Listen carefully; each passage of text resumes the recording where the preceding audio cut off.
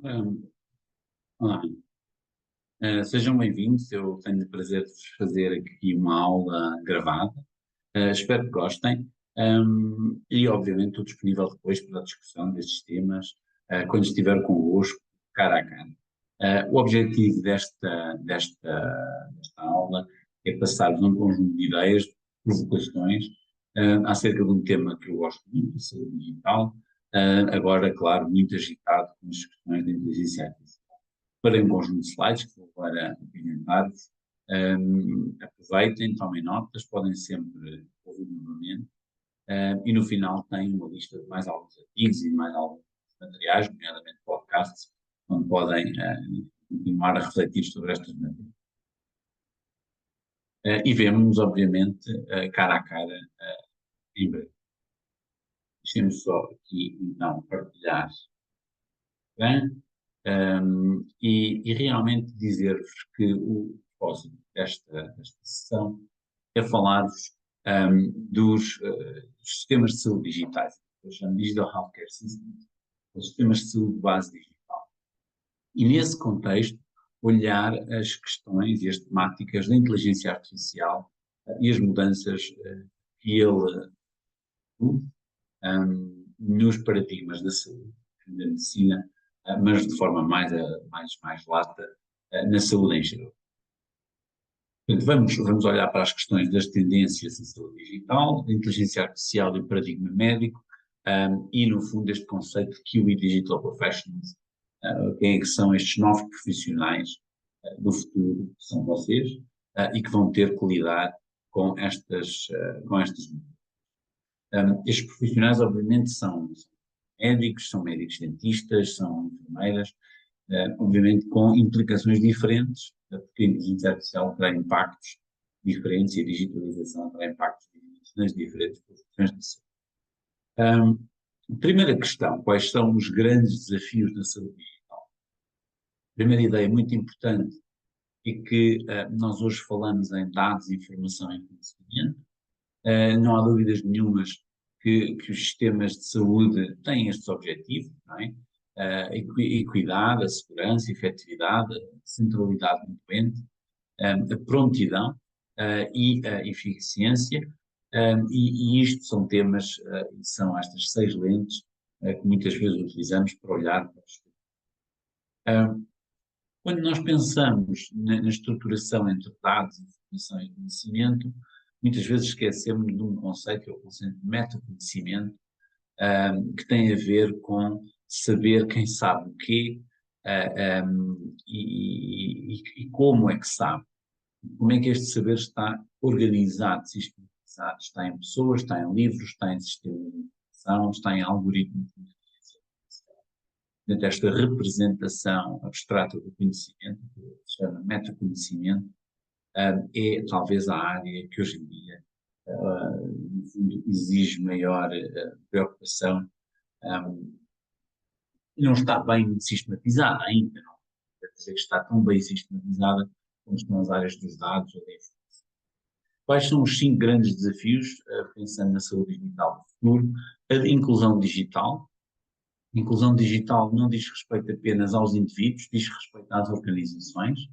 À medida que nós vamos ter uma curva exponencial da adoção do digital nos hospitais, nos grandes hospitais, por exemplo, pode acontecer um gap, digital gap, não só entre as pessoas, que já existe, nós temos info-excluídos, temos uma população de portugueses info-excluídos que é muito significativa, estamos a falar de 10, 15, 20%, consoante os estudos de pessoas que nunca utilizaram a internet, nunca utilizaram o computador, mas o problema vai se pôr também ao nível das organizações. E aqui com uma questão ética muito importante, que é, se eu sou atendido num hospital, o sistema informático é altamente avançado e faz um bom uso de inteligência artificial e com isso previne o erro médico e previne um conjunto de eventos adversos, que diabo, porque é que eu não tenho direito, não é? Caso não seja o caso, porque é que eu não tenho direito a ser atendido num hospital sofisticado? Porque é que eu, se estou no sistema público, no caso português, porque é que eu tenho que sofrer as consequências de um hospital mal informatizado? sistematizado e, no fundo, não digital, não verdadeiramente digital. Por outro lado, a questão da intrusão e de conseguir entrar com tecnologias como a telesaúde e o metaverso, sem desromper completamente os serviços de saúde. Outro grande tema, os chamados Trustworthy Digital Clinical Services. O que é que isto significa? Significa ter apps a sugerir diagnósticos, soluções baseadas em inteligência artificial para fazer diagnósticos e a própria digital therapy. Já vamos falar mais disto, mas aqui a questão da confiança nessas técnicas é essencial. Depois temos a Health Data Economy e Health Innovation. Nós temos um conjunto de dados cada vez mais crescente sobre a saúde das pessoas e como é que vamos utilizar esta informação para fazer boas decisões médicas, boas decisões de investigação. E por último, tema enfim um pouco mais exótico para um estudante de medicina, mas não deixa de ser importante, a questão da soberania digital, da nossa capacidade de mantermos dentro do nosso controle aquilo que é a nossa informação de saúde, neste caso dos portugueses, utilizando infraestruturas avançadas, com boas regras de cibersegurança, mas também a questão da sustentabilidade e, portanto, termos cost-effective architectures. O que é que isto significa? Temos arquiteturas de sistemas que são económicas e, portanto, que nos permitem ter uma saúde digital com um preço aceitável. Porque senão a questão da equidade, mais uma vez, vai-se pôr. Que é um sistema de saúde base digital. O sistema de saúde base digital é claramente um sistema muito mais preventivo, certamente sem papel, claro, empoderador, que faz e que promove uma medicina personalizada e onde há accountability, ou seja, é fácil de entender onde falhou, o que falhou e quem falhou, não para perseguir, mas para melhorar e corrigir. É claramente um sistema no qual os doentes, os cidadãos, ainda antes de serem doentes, os indivíduos, devem utilizar estas tecnologias digitais para cuidar de si próprios. Ou seja, self-care. Esta questão é muito importante, prende-se com a ideia de que todos nós poderemos ser, no fundo, prevention specialists, portanto, nós devemos tornar-nos as pessoas que mais previnem a nossa própria doença, como apoiados em mais avançada evidência científica entregue através de sistemas digitais, sejam eles de digital therapeutics, sejam de sistemas de apoio à tomada de decisão. Relegando, no fundo, para um segundo plano tudo o que é a prestação física. A prestação física de cuidados vai ter tendência não direi a desaparecer, mas a reduzir-se, à medida que vamos conseguindo resolver os problemas e, sobretudo, conseguimos prevenir muitos problemas de saúde. Portanto, nós vamos ter aqui processos profissionais e doentes que estão, no fundo, em mudança, já hoje tem mudança. Vamos ter que repensar a fisicalidade e, no fundo, a telesaúde é a nova forma de medicina, é a nova forma de saúde. Vamos, com certeza, ter muitos problemas de segurança, privacidade, interoperabilidade para resolver, mas muito mais interessante do que isso é a questão de que os profissionais de saúde do futuro são robóticos. São robóticos até certo ponto, ou são híbridos, em que, no fundo, vão trabalhar, como nós já hoje temos muitos cirurgiões, que só conseguem, não sei se só conseguem, mas, no fundo, a sua prática cirúrgica está já muito condicionada pelo uso de robôs cirúrgicos.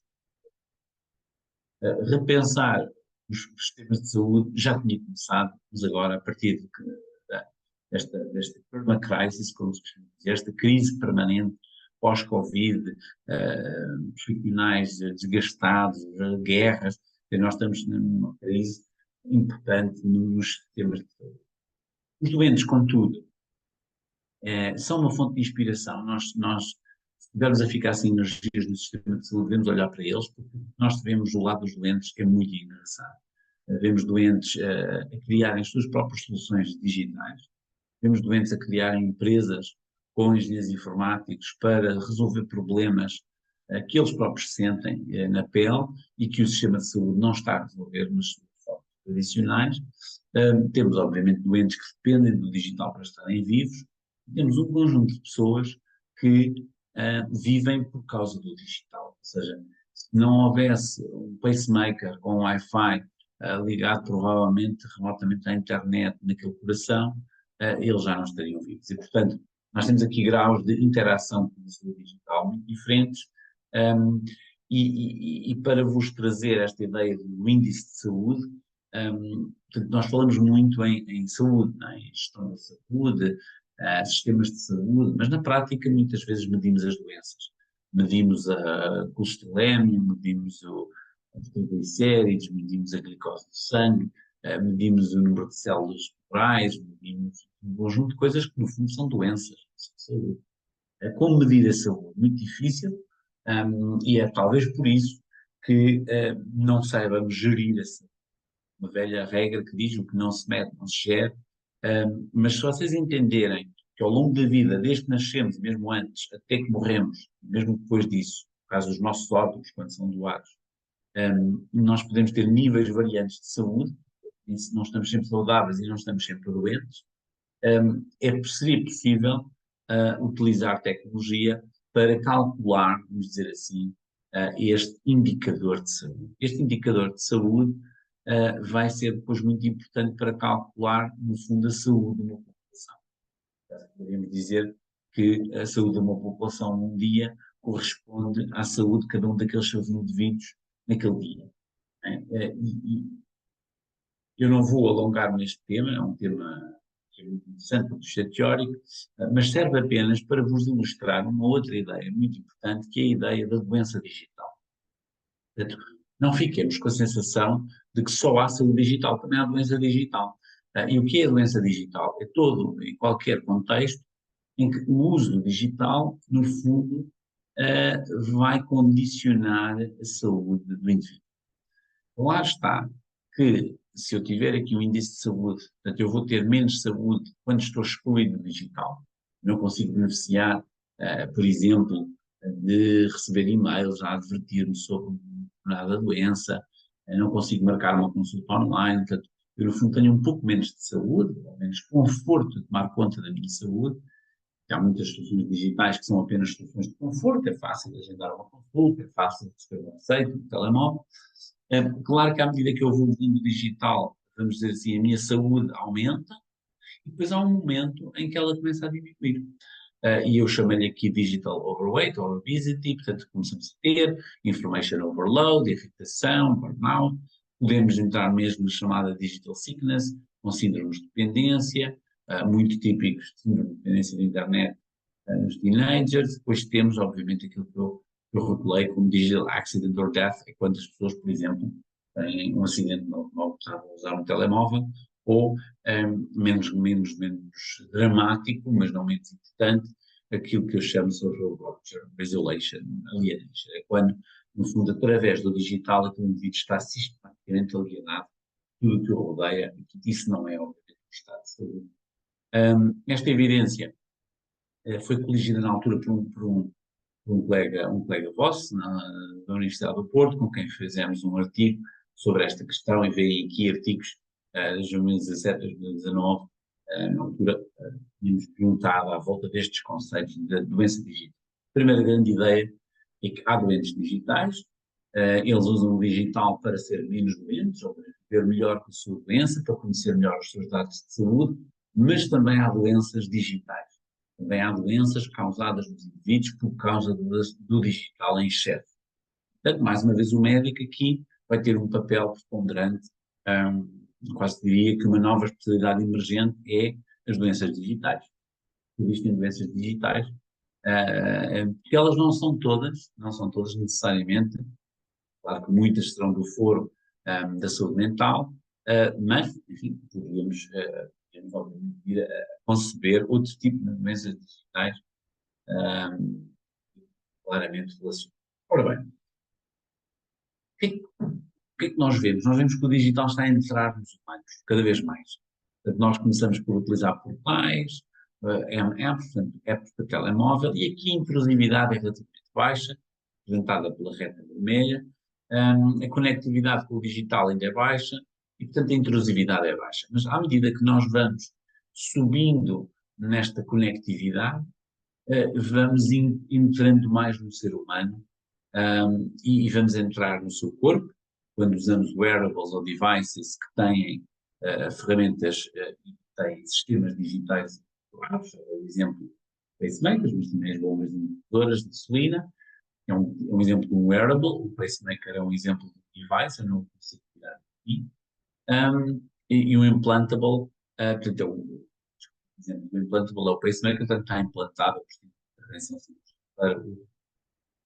Mas começa-se a falar dos micro-robôs, portanto, robôs que vão andar dentro dos vasos sanguíneos, fazer algum tipo de desentupimento, vamos dizer assim, das artérias para combater a trauma, e há, em teoria, não ainda em ensaios, mas os chamados cognitive nanobots, portanto, robôs, micro-robôs à escala nano, que teriam a capacidade, enfim, ao nível da glia, portanto, dentro dos tecidos neuronais, de fazer ali a remoção das proteínas que causam, por exemplo, processos de demência.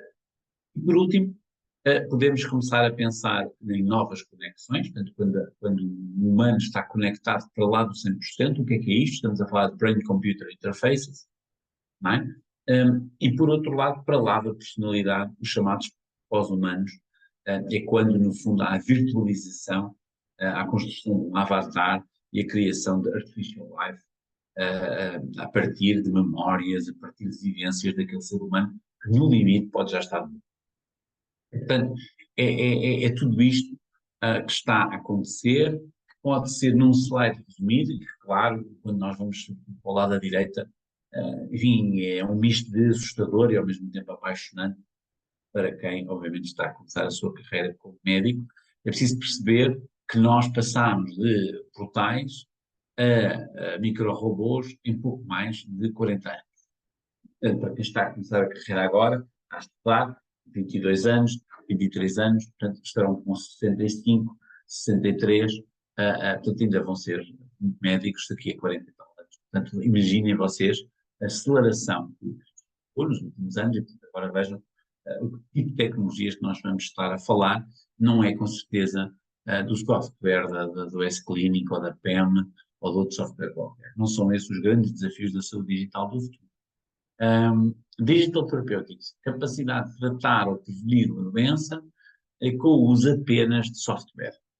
É um conceito recente, o primeiro Digital Therapeutics foi aprovado pela FDA nos Estados Unidos em 2017, portanto estamos a falar de algo que tem 6, 7, 8 anos, portanto é uma área, é um domínio da saúde digital em franca expansão e que ainda tem muito para ser definido.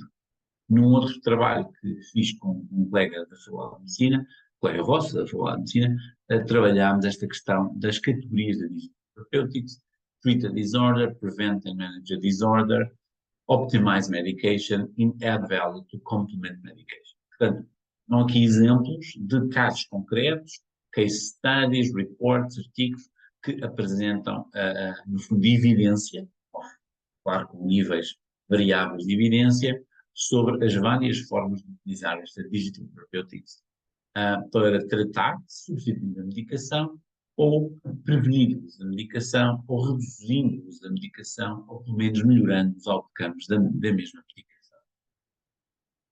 Portanto, a segunda grande ideia em relação a estas tendências é que estamos a evoluir aquilo que antes chamava o hardware, o software, que obviamente continua a ser muito importante, não há software sem hardware, mas nós hoje temos que pensar no peopleware, no userware, portanto, como é que as pessoas se preparam para utilizar as tecnologias, como é que as pessoas, o userware, como é que fazem uso destas tecnologias de uma forma que faz sentido para o seu utilizador, seja ele um médico, seja ele um doente. IntegraWare é muito importante, a questão da integração dos vários sistemas de informação, das várias tecnologias, continua a ser um desafio, e depois tem uma provocação, um mindware, que é como é que nós, na nossa cabeça, estamos preparados ou não para receber esta tecnologia, quer do ponto de vista da nossa atitude, quer dos nossos conhecimentos, e isso que estamos aqui a fazer hoje, mas também, e esta parte é muito interessante, da nossa própria estrutura neurológica.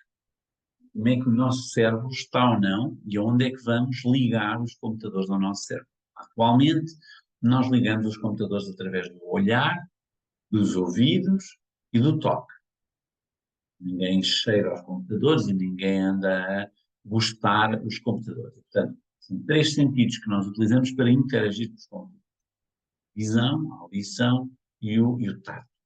Mas há um conjunto de literatura, se alguém tiver muito interesse sobre isso, posso partilhar uns artigos, trabalho que fiz também com alunos da UBI sobre Brain-Computer Interfaces, e que são, obviamente, tecnologias que, como o próprio nome indica, têm a ver com a ligação do computador diretamente ao cérebro humano, saltando estes sentidos de que eu vos falo.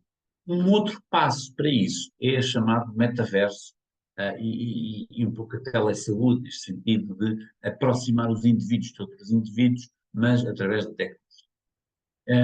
As, as inovações que estão neste momento em cima da mesa na saúde, vão ver que muitas delas têm a ver com as chamadas Metaverse Technologies, portanto, tecnologias como a realidade virtual, realidade aumentada. Quando nós falamos em telemedicina, porque o metaverso é colocar indivíduos num espaço virtual, onde eles podem estar dispersos num espaço real, e portanto nós temos aqui um contínuo entre telemedicina, telesaúde e aquilo que eu chamo meta-health, ou meta-saúde, que é uma área em franca evolução. O que é o metaverso? Não tenho tempo para vos detalhar, enfim, rigor, mas podem ler este artigo que está muito bem escrito, tem ali o link, podem ser download gratuito. E este artigo, de facto, aliás, o autor diz tudo, All One Needs to Know About the Metaverse, resume de forma brilhante, no fundo, os aspectos tecnológicos, mas também os aspectos sociológicos, ecossistema, do metaverso, apresentando também uma descrição do conceito de avatar, que é o conceito central no metaverso. O conceito de avatar, ou seja, a representação virtual de algo real, estando ou não esse avatar em relação direta e em real time ou em tempo diferido com o sujeito ou o objeto de qual ele é avatar. Portanto, os avatares existem para os seres humanos como existem para máquinas. Eu posso ter um avatar de uma cama de hospital, como posso ter um avatar do enfermeiro, posso ter um avatar de um pacemaker. Né? E essa cartoonização das coisas da saúde é, hoje em dia, por exemplo, muito explorada para o ensino.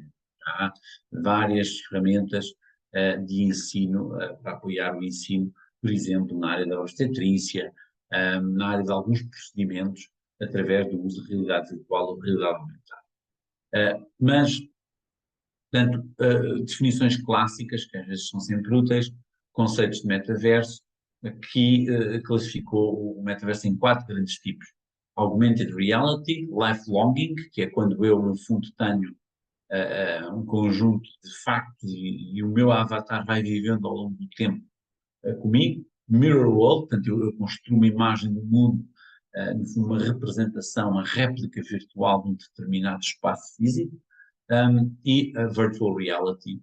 A diferença entre Virtual Reality e Augmented Reality é que Augmented Reality, a imagem é construída por cima de uma imagem real, de um corpo humano, em que eu estou a olhar para o corpo humano e estou a ver, por exemplo, o coração, no fundo, representado na caixa torácica, ali a contrair. Por exemplo, inteligência artificial e o paradigma médico. Tudo isto vai-se acelerar muito, está a acelerar-se muito. Vocês obviamente conhecem o ChatGPT, há outras tecnologias similares que estão agora, enfim, rapidamente a emergir. Os processos do ChatGPT mete-se em milhões de pessoas por dia a aderirem ao sistema, o que é uma coisa sem precedentes na história da humanidade. Vejam o que é que isto significa: significa milhões de perguntas a um mesmo sistema de informação que tem como objetivo aprender com as perguntas que se lhe faz. Portanto, como imaginam, todos os dias estes sistemas estão a crescer exponencialmente e, em teoria, a melhorar. Há quem defenda, como este grande pensador contemporâneo, Noam Chomsky, enfim, que esta inteligência artificial é um ataque mais radical ao pensamento. Nem toda a gente está de acordo com a inteligência artificial que está a ser construída, e vale a pena pensar nisso, obviamente, para termos uma atitude crítica sobre isso. Vale a pena perceber que o início da inteligência artificial é um início humilde. A inteligência artificial era definida como uma ciência que procurava estudar e compreender o fenómeno da inteligência e, ao mesmo tempo, um ramo da engenharia, na medida em que procura construir instrumentos para apoiar a inteligência humana. Portanto, há aqui uma dualidade, a inteligência artificial como algo que pretende estudar a inteligência natural e, ao mesmo tempo, a substituição da inteligência. Dá-me a ideia que, claramente, nós avançámos muito nesse parte. Portanto, temos muito este discurso que a inteligência artificial vai substituir os seres humanos, vai fazer decisões melhores que os seres humanos, vai tomar diagnósticos melhores que os médicos, mas valia a pena, por exemplo, recuperar a questão do estudar e compreender o fenómeno de inteligência. Por exemplo, porque é que indivíduos muito inteligentes continuam a ter comportamentos de risco. É um tema em si mesmo interessante. E os indivíduos menos inteligentes, uma vez apreendido o risco de contração do vírus do HIV, ou a questão do tabaco, eles rapidamente mudam os seus comportamentos. Então, há aqui um conjunto de coisas que nós não sabemos, que os humanos pensam, e que no caso da medicina nos dava imenso jeito de perceber isso melhor. Portanto, ciência que procura estudar e compreender a fenómeno de inteligência, ao mesmo tempo o ramo de engenharia. Portanto, um sistema da AI, além de ser capaz de armazenar e manipular dados, consegue também adquirir, representar e manipular o conhecimento. Esta é a grande diferença entre um sistema de inteligência artificial e um sistema de informação normal, convencional. Okay? É a capacidade de adquirir, representar e manipular conhecimento. E o que é conhecimento? É, obviamente, a capacidade de processar informação em contexto. Por isso as perguntas têm que ter contexto. E as perguntas são muitas vezes o contexto no qual aquele conhecimento, aquela informação vai ser apresentada. O primeiro grande paper, curiosamente, o original paper sobre AI de Alan Turing, que é considerado o pai da inteligência artificial, foi escrito, publicado, aliás, em 1950, numa revista que, curiosamente, se chamava Mind. E, não obstante, era uma revista de psicologia e filosofia. Portanto, vejam bem, não eram, hoje em dia, claro, a maior parte dos artigos de inteligência artificial são publicados em jornais de engenharia, mas em sistemas de informação. Mas vejam que este autor, o Alan Turing, que é conhecido como o pai da inteligência artificial, é também conhecido pelo teste Turing. O teste Turing é o teste que Alan põe. Se eu tivesse a telefonar a um sistema de inteligência artificial e não percebesse que estava a falar com um sistema de inteligência artificial, então ele era um sistema de inteligência artificial. Portanto, no fundo, a inteligência artificial é tão boa quanto seja capaz de imitar um ser humano, ao ponto de outro ser humano não perceber que está a interagir com um sistema de inteligência artificial. Ainda não chegámos lá, Turing, ainda ninguém passou o teste de Turing, mas, portanto, vejam que estamos relativamente perto, há muitos chatbots com capacidades muito, muito sofisticadas. E, portanto, este homem, no fundo, parte com a ideia do Computing Machinery and Intelligence como o grande tema, onde depois ele explora uma questão filosófica. Can machines think? Será que os computadores, que era o nome que se dava nesta altura, o nome que se dava era máquinas, será que as máquinas podem pensar? E isto significa uma das coisas muito importantes, e é que a inteligência artificial faz-nos repensar o que é o pensamento. No caso da medicina, isto é apaixonante. Porquê? Porque nós passamos anos a ouvir falar do raciocínio clínico, ouvir falar de empatia, ouvir falar da relação médico-doente. Ora, tudo isso está baseado num princípio fundamental, é que os seres humanos pensam. E que os seres humanos médicos pensam de uma determinada forma, pode ser ensinada, adquirida, treinada e melhorada. Portanto, a questão que se pode logo começar a colocar é: será que os sistemas de inteligência artificial nos podem ajudar a aprender medicina? Não deixa de ser um tema em si mesmo. Claro que é muito mais vendido, eu vou mostrar um conjunto de artigos científicos que mostram sistemas de inteligência artificial a tentar substituir uma parcela da atividade médica que é o diagnóstico ou a escolha de um tratamento. mas isso é apenas uma parte do pensamento médico. Aliás, o raciocínio clínico, sobretudo o raciocínio para a marcha diagnóstica, é um raciocínio que não entra em conta apenas com factos, entra em conta com contextos e com emoções, algo que a inteligência artificial, para já, ainda lida relativamente mal. De todas as maneiras, vale a pena pensar que a inteligência artificial está a mudar o paradigma da medicina. Eu vou explicar porquê. Portanto, primeira questão, New Concept of Personalized Medicine. Nós falamos em Explicit Personalized Medicine, quando nós temos um conjunto de dados acerca dos quais o indivíduo vai beneficiar de um tratamento muito específico, mas nós sabemos quais são esses dados e quais são os pesos relativos que essas variáveis entram na equação de decisão de utilizar uma determinada dosagem de um fármaco, ao passo que Implicit Personalized Medicine é aquilo que nós chamamos de Black Box Medicine. Este autor, o Nicholson Pierce, fala desta Black Box Medicine, desta medicina de caixa negra, porque no fundo nós não conseguimos perceber a 100% como é que sistemas de redes neuronais profundas, deep neural networks, conseguem chegar a certos resultados. Este, aliás, um dos grandes desafios do futuro na área da inteligência artificial é a questão da explainability, okay? A capacidade de explicar ao indivíduo que é objeto de uma recomendação de um sistema de inteligência artificial porque é que aquela a decisão é recomendada daquela forma. Então, vejam bem o que é que acontece ao longo dos séculos. Portanto, nós temos, nos primeiros séculos, no tempo do Hipócrates, temos misticismo e tradicionalismo, temos, enfim, na Grécia, mas em muitos outros sítios do mundo, curandeiros e místicos que, no fundo, explorando a experiência humana, dão alguns conselhos. Portanto, estamos a falar de mágicos, physicians. No século XIX começamos a ter um pouco mais de dados, começamos a ver ao microscópio, começamos a ter uma teoria científica para a doença e por isso também uma abordagem científica à medicina. E aqui estamos na era dos papers, dos guidelines, das indicações genéricas, este medicamento dá para esta doença. A dosagem é normalmente mais ou menos parecida para toda a gente. Veja o caso das vacinas, a dose é quase a mesma para toda a gente, independentemente do tamanho, da exposição. No Covid vimos que as prioridades vacinais entraram em linha de conta com grandes grupos populacionais, mas isto não tem nada a ver com o paradigma da chamada medicina personalizada.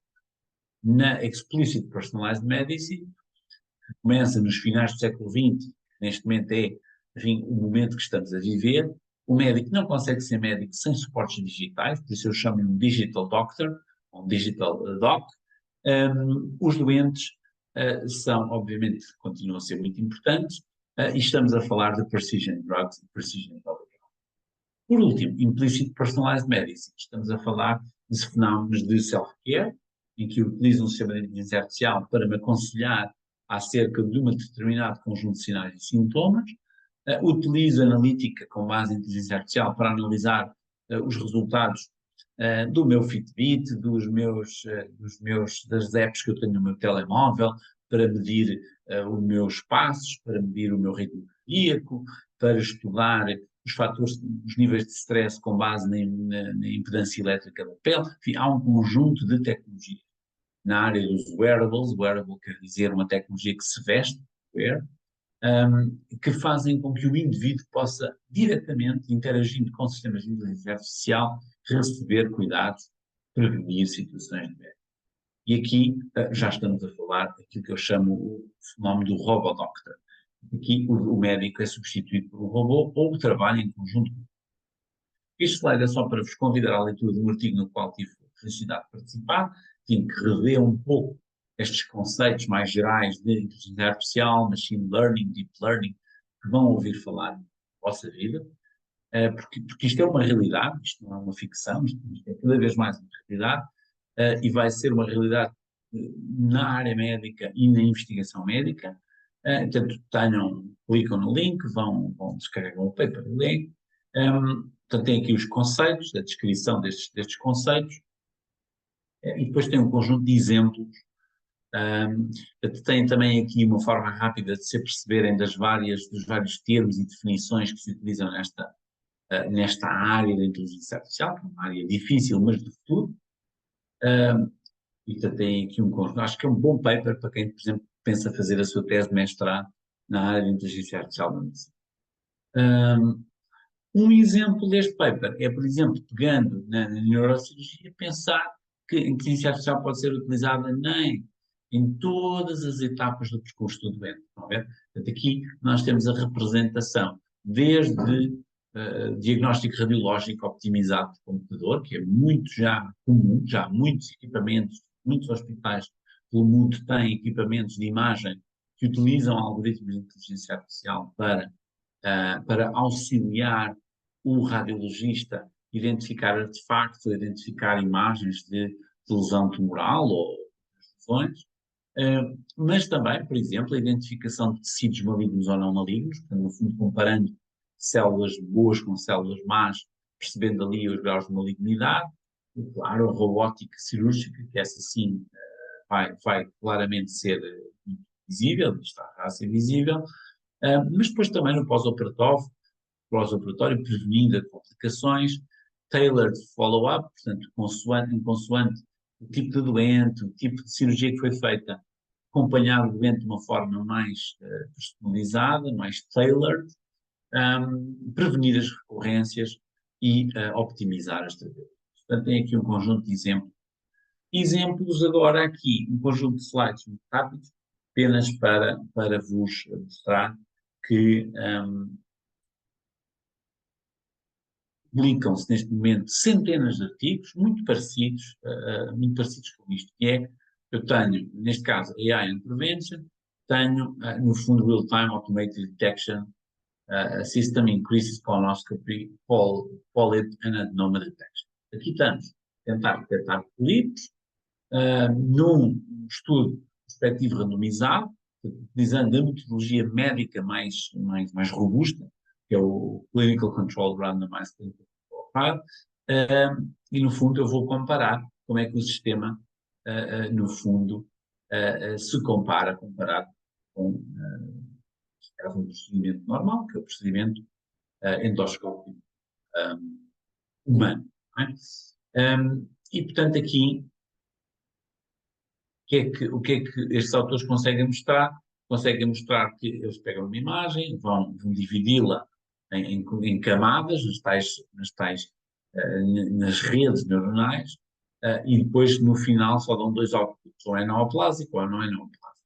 Como é que estes sistemas funcionam? Portanto, depois o anatomopatologista confirma, ok, era neoplásico ou não era neoplásico, e o sistema vai reforçar o caminho para chegar a esse resultado. É assim que estes sistemas aprendem. Eles aprendem com o input final, vão corrigindo o algoritmo para a próxima vez que olharem para a mesma imagem, no fundo vão ter uma precisão maior na sua proposta. Nunca são 100% certos, mas exatamente porque isto são algoritmos matemáticos, estatísticos, no caso de populações, não de indivíduos, mas de populações, o grau de acerto vai ser sempre. Ou seja, não é de espantar. Quando nós falamos em 1000 pessoas que fizeram o screening por um sistema de inteligência artificial, ou 1000 pessoas que fizeram com seres humanos, é muito provavelmente verdade ao longo dos próximos anos que estes sistemas sejam sempre.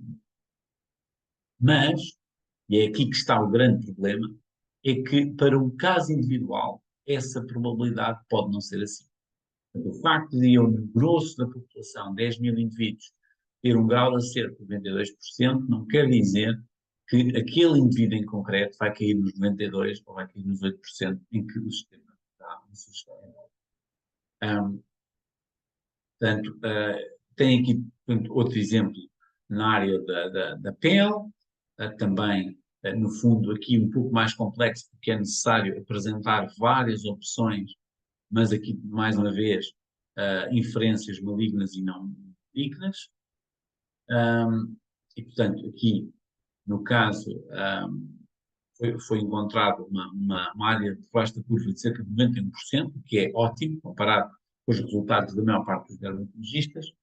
Um, Aqui temos um exemplo de um artigo publicado, enfim, em 2019, em que o sistema de inteligência artificial um, performing at radiologist level, like levels in the evaluation of digital mammography. Portanto, aqui temos um artigo que diz que basicamente estão ao mesmo nível, portanto, ao mesmo nível os radiologistas e o sistema de inteligência artificial, mas há sempre um argumento aqui que é, ok, estamos ao mesmo nível, mas isso é assumindo que em todo o mundo existem radiologistas com aquele nível. Mas isso não é verdade. E podem à noite não estar disponíveis, e podem não estar disponíveis no serviço de urgência. Portanto, quando nós falamos em performance, em trial, no mundo real, a performance pode ser muito superior para o lado dos sistemas de informação com base em inteligência artificial, pela disponibilidade que eles apresentam. Por outro lado, também pode ser ao contrário. Eles podem ser tão caros e tão inaplicáveis a uma determinada população. Por exemplo, o sistema de inteligência artificial para a pele que foi treinado com pele branca não pode ser aplicado na pele negra. Né? Portanto, eu até posso ter um sistema ótimo, mas que só funciona para peles brancas. E, portanto, se eu tiver ali um dermatologista, mesmo que ele não seja o melhor dermatologista do mundo, mas está habituado a ver pele negra, provavelmente ele vai ter uma performance melhor. E, portanto, há que pensar também nestas questões. Mas estão aqui a ver, portanto, 101 radiologistas e o AI System um bocadinho melhor. Tem uma sensibilidade um bocadinho melhor, consegue, no fundo, uma área por baixo da curva, que é maior. No cancro gástrico, enfim, eu não vou percorrer todos estes slides, mas quis tê-los aqui para vocês os poderem ver e vão usar os slides. Portanto, têm esta informação. Mas quer dizer, estes artigos, como estes, há N. Eu quero ilustrar apenas o uso da inteligência artificial em várias áreas, desde a prevenção ao diagnóstico e até na optimização dos tratamentos, neste caso, na precisão, chamada Precision Medicine, que já vos tinha. E é porque permite combinar a informação de imagem, informação ómica e informação clínica acerca do indivíduo para, por exemplo, sugerir a optimização.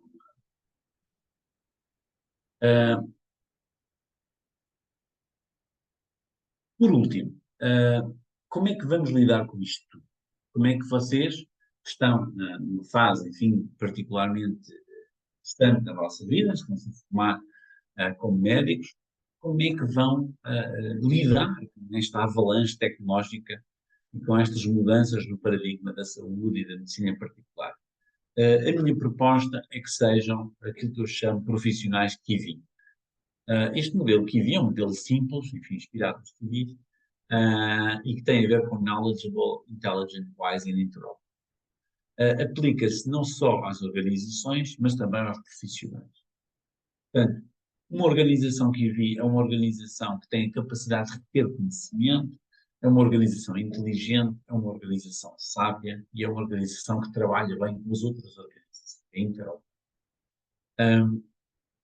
Quem são estes profissionais digitais? São profissionais que trabalham ao lado de AI-Powered Assistants, portanto, são médicos, enfermeiros, médicos dentistas que são capazes de trabalhar ao lado, no fundo, de um robô. Normalmente, o nosso imaginário do robô, uma coisa, uma figura humana, enfim, braço e tal, mas, quer dizer, um robô não tem que ser isso. O sistema de inteligência artificial que propõe ações é considerado o que nós chamamos de soft robot, robô soft, nem hardware, e depois há uns hard robots, não sejam aqueles robôs que andam para o chão, em casa de muitos para hoje, e às vezes nos aeroportos. Training increasingly in simulated and in silico environments, portanto, profissionais digitais treinam em ambientes simulados ou digitais, portanto, a questão do metaverso na formação médica, e são capazes de interpenetrar as várias tribos profissionais. Esta questão da interoperabilidade interprofissional é muito importante. Porquê? Porque os leques de conhecimento que os profissionais têm não podem continuar a estar tão isolados. E, portanto, aquele cenário de agora vai ao médico, depois vai ao enfermeiro, depois fala com o nutricionista e, por fim, ainda fala com o psicólogo e com o assistente social. Quer dizer, isto já não pode funcionar assim. Cada vez mais estes profissionais vão ter que falar entre eles, provavelmente numa situação de realidade virtual, metaverso, em cenários de reuniões, como nós temos os chamados tumor boards, portanto, as reuniões da oncologia. Há muitos anos que a oncologia desenvolveu as chamadas reuniões multidisciplinares, multiprofissionais. E porquê? Por causa da complexidade da tomada de decisão. Ora, os outros doentes, os não oncológicos, também precisam de tomadas de decisão no contexto da complexidade. Portanto, e o mesmo acontece lá na saúde oral, nós temos cada vez mais especialistas, patologista, especialista de próteses, especialista de gengivas, enfim, o indivíduo que conhece bem as patologias do palato, enfim, um conjunto de especialidades que vão cada vez mais oferecer um serviço combinado mais coerente. Portanto, as organizações que vi são capazes de utilizar a ciência, tecnologia, os ómics, mas também a experiência prática. São importantes veículos de concentração de conhecimento. Grandes organizações de saúde, nos grandes hospitais universitários, no meu entender, continuarão a existir. Vão ter tendência a crescer e a especializar-se ainda mais, mas ao mesmo tempo a expandir-se na comunidade, a penetrar os cuidados primários, a penetrar os hospitais de menor diferenciação, através de tecnologias híbridas, nomeadamente serviços de prestação face-to-face combinado com a telemedicina, com telesaúde. Inteligência. Inteligência não quer dizer apenas inteligência artificial, inteligência natural é também muito importante. Aliás, ela é cada vez mais importante à medida que a inteligência artificial está mais democratizada, toda a gente tem acesso ao chat GPT. O que é que realmente vai diferenciar um estudante de medicina? Não é com certeza a capacidade de usar o chat GPT, porque isso já existe. Vai ser exatamente a capacidade de fazer as perguntas mais inteligentes, mais originais, mais desafiantes, para receber informação. Não é conhecimento, informação. O ChatGPT produz um conjunto de informações organizadas, pode fazer um PowerPoint lindo, ninguém põe isso em causa. Mas isso não é conhecimento. Um conjunto de informações organizadas em PowerPoint. Conhecimento é quando eu processo essa informação, faço uso dessa informação num determinado contexto para um determinado propósito. Sabedoria, capacidade de combinar o uso destas tecnologias e a manutenção da confiança das sociedades. Lembram-se da questão que eu falei logo no início do desafio da confiança nos sistemas de inteligência artificial, nos sistemas de digital therapeutics. Isto significa o quê? Digital ethics vão ser competências core das organizações e dos profissionais de saúde que estejam envolvidos e que queiram estar envolvidos nestas dinâmicas. Por último, a questão da interoperabilidade, que começa nas tecnologias, ligação dos processos clínicos eletrónicos uns aos outros, ligação dos processos clínicos eletrónicos entre os vários países, o trabalho que eu estou a fazer noutra sede, mas se alguém tiver interesse, depois contactem.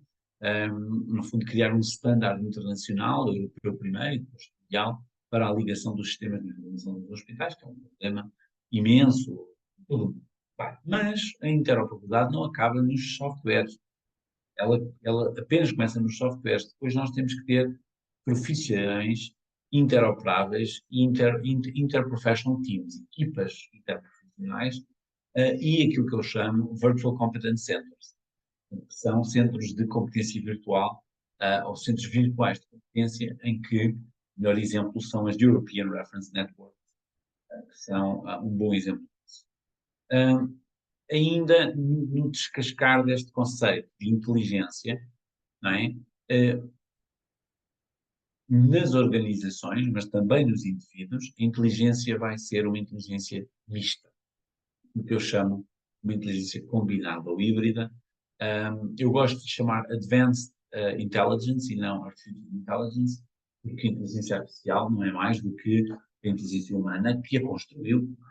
Ela é uma inteligência avançada, uma forma de inteligência avançada. Mas a inteligência natural vai ter que se combinar com esta inteligência artificial avançada naquilo que se pode denominar Collective Intelligence, Hybrid Intelligence.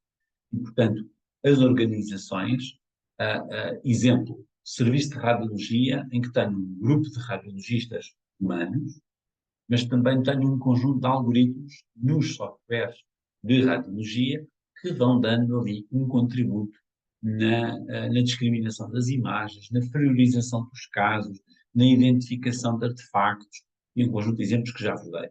Portanto, como é que eu combino estes saberes dos especialistas humanos com o sistema de inteligência artificial, criando, no fundo, formas coletivas de inteligência.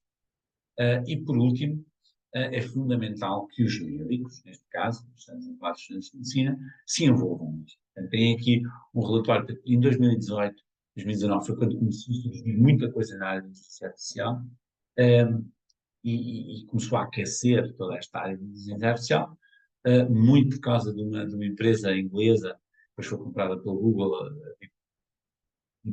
que, no fundo, criou algoritmos simples de utilização.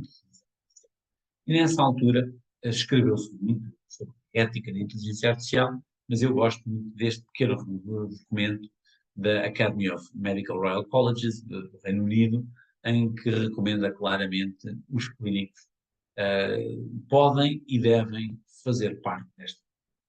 Eu acho que esta é a grande mensagem com que eu quero terminar esta nossa aula. Portanto, nós estamos no início de uma discussão, vamos continuar esta discussão cara a cara, vocês vão continuar a ler sobre isto, podem ler alguns artigos que fui escrevendo, estão ali os links, e podem, se tiverem saudades da minha voz, ouvir-me no Spotify, no SoundCloud, nos podcasts. Mas a questão fundamental é esta. Como é que vamos, não é? Como é que vamos, pensava que tinha aqui um último slide, e como é que nós vamos ser médicos no futuro, perante estas grandes alterações da vida. O que é que vamos reter da nossa humanidade, do nosso humanismo, e o que é que não devemos reter? Por exemplo, o preconceito, que muitas vezes nos obriga a pensar que um doente não pode fazer isto, ou não pode fazer aquilo, só com base na cor ou na raça, não sei o quê, são coisas que, por exemplo, nós podemos, se calhar, limpar o sistema quando utilizamos um sistema mais enxuto, como um sistema digital. Mas, ainda neste exemplo, os sistemas de inteligência artificial também têm preconceitos. Se eles forem treinados com um dataset, um conjunto de dados, todos do mesmo país ou todos da mesma raça, todos da mesma etnia, todos com um comportamento similar, o sistema pode discriminar doentes que não tenham aquele padrão, identificando-os como estranhos ou diferentes, ou até mesmo doentes, quando eles, no fundo, são apenas diferentes. Não esquecer que na medicina muitas vezes o diagnóstico se baseia em comparar um conjunto de padrões, sinais, sintomas, contra um outro conjunto considerado normal. E dessa comparação nós dizemos que aquele indivíduo não está bem, não está normal. Não é? Vejam que nós, no fundo, fazemos este tipo de raciocínio. Portanto, também aqui manter essa perspectiva aberta de que tudo isto está a acontecer, não quer dizer que seja tudo bom e não quer dizer que os médicos não devam ter uma posição crítica, mas ao mesmo tempo construtiva e, sobretudo, participativa. De forma mais eficiente dos estudantes de medicina se apreenderem das complexidades envoltas à volta do tema da saúde digital e da inteligência artificial em particular, é exatamente o envolvimento. Conhecer, trabalhar, experimentar, fazer estudos sobre isto, participar em equipas que utilizam ou estão a desenvolver projetos de inteligência artificial, e tudo isso são formas e caminhos para conhecer uma realidade que vai ser decisiva, eu diria core, central, absoluta, na vossa prática. Portanto, vemos-nos cara a cara, mas o uso destas tecnologias, como sabem, é sempre bom, assim podem ouvir mais vezes. Se tiverem alguma dúvida, alguma pergunta, podem mandar um e-mail para o e-mail da UBI, que eu procurei responder tão rápido quanto seja. Muito obrigado a todos.